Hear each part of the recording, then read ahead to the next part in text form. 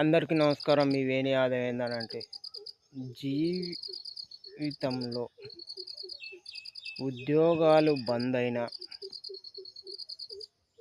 కంపెనీలకు తాళాలు పడిపోయిన, ప్రభుత్వాలు పడిపోయిన, ఆగని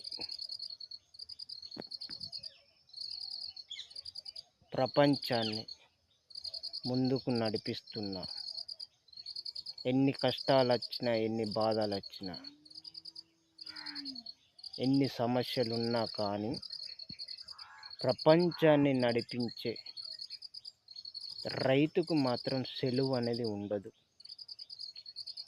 రైతు లేనిదే ప్రపంచం అనేది లేదు.